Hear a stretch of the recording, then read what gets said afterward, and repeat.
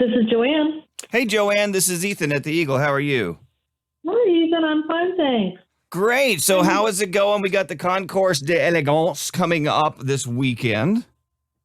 Yes, indeed. Just 3 short days away. That's fantastic. I was noticing there was something different. I used to have a podcast about cars and rock stars called Skidmark Show, and we were sponsored by Pennzoil. And half of my show went to the concourse in Pebble Beach, and I've been to like a Ferrari concourse before.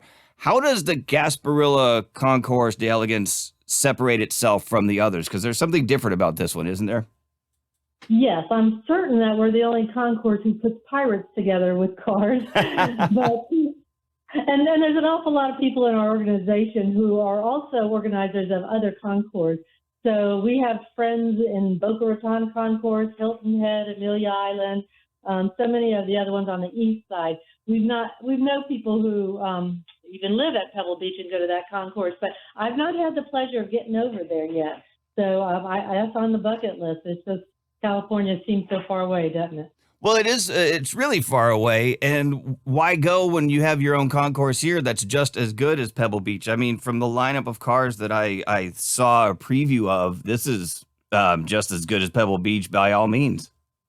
Well, thank you. And my husband's here with me, and he does a wonderful job of reaching out to people. You know, the thing about a concourse is you've got to find a new group every year, and that's a lot harder than a car show that just keeps building on the same old group and new people too, but nonetheless they get that benefit. But my husband has to search long and wide, and I'll let him say hello for a second here. Yeah. Hello, Ethan. BRando, obviously. So nice to meet you. Nice to meet you too. So tell me real quick, a lot of concourses rely on just like the rarest of the rare or the most expensive, but it doesn't have to be super rare or super expensive to qualify. And I think the Gasparilla Concours is a little different in some respects. Is that just an area rare cars, or how do you guys determine what gets in? Well, first of all, we do have a year cutoff. And we made this year, we had a Japanese field. And so it's 25 years and older, where the rest of the field is going to be mostly 41 years and older. So that's the first major cutoff. And then in between all that, we also have different themes. So I don't know if you know, but Lincoln is 100 years old this year. So we have a full class for just Lincolns. Ooh. From beginning to the end of time, with the cutoff of 41 years and older. We also have an interesting class, which is a car tune. That is going to be something special. You think of any great songs, and then we try to get a car will split the song. Oh, that's really cool. I was going down the list here, and I noticed that it looks like one of the cars that you're going to have here is a 1922 Rolls-Royce Silver Ghost, which is just an epic vehicle. Correct. And let me tell you a quick story about it. We found this car with owners living in Canada. And but they snowboard every year down. Never had a car in their life down here because the trailers I have is too small. Well, they eventually said they will bring the car to us, and he bought a brand new trailer just to put this car in. Yeah, just to get it here. Wow. We have a lot of supporters who are around the country. I think that's the big challenge too, is we want to grow from around the country. That's how you get the hidden collectors to come out. So it's a real word of mouth thing to be able to get both your reputation going and to get your collectors to come out of the woodwork and show those hidden gems that you don't see at every other show. Yeah, because I think everybody's aware of, the rare barn find where somebody had put something away and forgotten about it. But more than that, there's a lot of collectors out there who have these amazingly rare and super expensive cars that very few people know that they have. It's just they're sort of sitting in their garage, and unless you know that person personally, you don't know that these cars exist, but they're out there. Oh, yeah. Well, that actually was the case. Myself and my husband went to our, as the old people say, the Rolodex, and we got all of our connections together for the first couple of years. And once you start running through all of them, now it gets real challenging because you have to go through people who hear about us. They hear about Tampa, so that's helpful because Tampa is Champa Bay, so everybody's heard about us.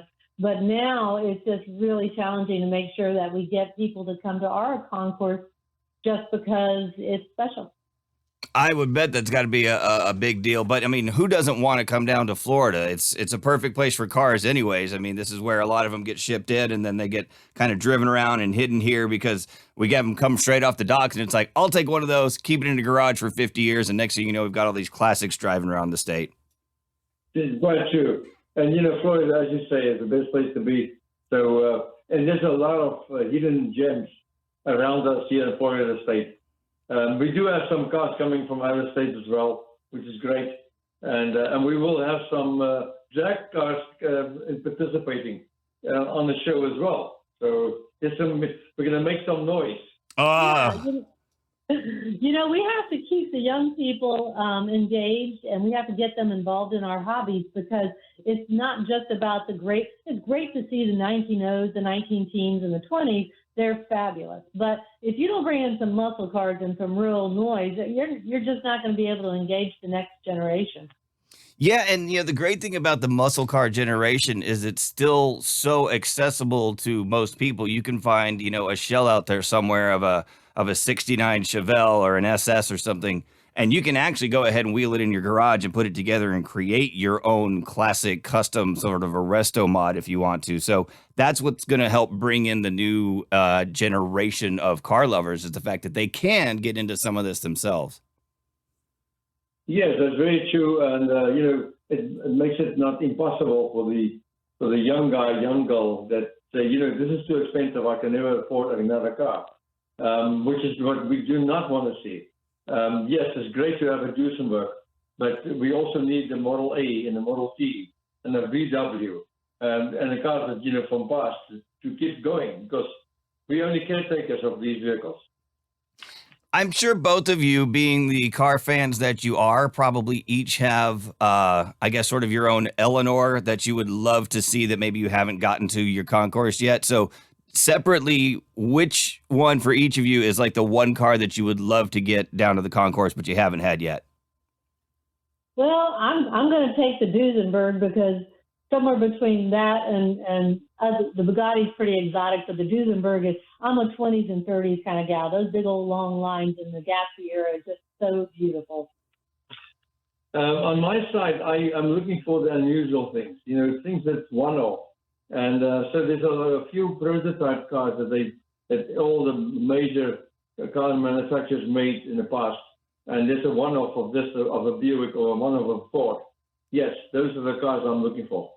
I've been lucky enough that at some of the SEMA events that I went to in Las Vegas, I was there when they unveiled one of the original Ferrari Daytonas from when Ferrari first entered the Le Mans. It's like $24 million car, had been lost in a barn for forever, and they unveiled one of those. And Steve McQueen's Bullet from the movie that was in a barn, they actually unveiled that one too with Mr. Jackson. It was so cool to be there for that one. Have you guys seen any of those?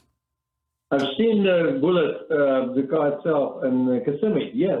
So, yeah, what an awesome experience, and also what a shock to see what a car looks like. I know, right? Just to see it up in person and see that what Hollywood did to make it a movie car, it's really cool to see. Yes, that's quite true. Because, you see it in the movie, but it's totally different when you're standing right next to it. And then you really see, well, this car is not a jewel, it's being used. And, but that car is so valuable. So, but coming back to a Ferrari, actually, I restored a Ferrari Daytona a couple of years ago. Oh, wow. Not fully restored, but we did a lot of work on it. That's amazing. I had another friend of mine whose dad had bought into a classic car dealership once, and one of the cars that came through was one of the early Ferraris from the first season of Miami Vice that McBurney built, because Ferrari wouldn't allow him to use it for the real show until the second season. And so we had the original that McBurney built, which was really cool to see. Yeah. Your concourse is coming up this weekend. It's the 2nd, 3rd, and 4th, and it's being held at the TPC Tampa Bay Golf Course. Anything else that people need to know? How do they get in touch with some tickets or get involved with you guys? Yeah, I definitely want to make sure people understand that even though it is a 3-day event, the main event open to the public is Saturday, December 3rd from 9:30 to the opening ceremonies is at 10. At 2 o'clock is the award ceremony, and it takes 2 hours to present all the awards for all the classes.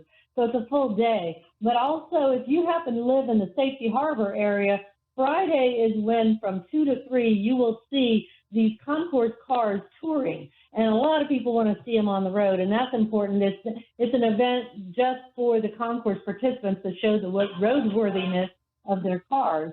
And so we will treat them to a 35-mile tour, but we've told everybody in Safety Harbor to be on the street, and you'll have a fabulous procession of these cars from 2 to 3. And then Saturday is the main event, and then Sunday is an open to the public tour again. And so we like to see these cars on the road. We don't believe in too much of the trailer queen, as they call it. We like to see these cars running.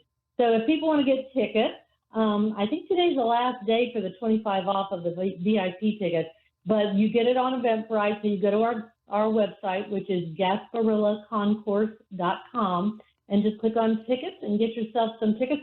We want to make sure people know it's kids under 16 are free. We're pet friendly, and we're the most affordable concourse probably in the country because, as you know, Pebble Beach is $750 a ticket. It's about $175 now for Amelia, and we are $40. So we are very affordable. Absolutely you are. And since it is a combination of cars and pirates, if I come as a pirate, does that mean that I can like have my crew take over the Rolls-Royce Silver Phantom and drive it around myself? I don't know about that, but I'll tell you what, if you come in your full regalia, you can just come on in for free. Awesome. Thank you guys so much. I'll put links up for everybody at our website too to head out this weekend to the Concours d'Elegance. And thank you guys for talking to us today. Oh, thank you, Ethan. Ethan, thank you. Nice to meet you. Nice to meet you guys. You have a great one. Can't wait to see you this weekend. Oh, great. Thanks.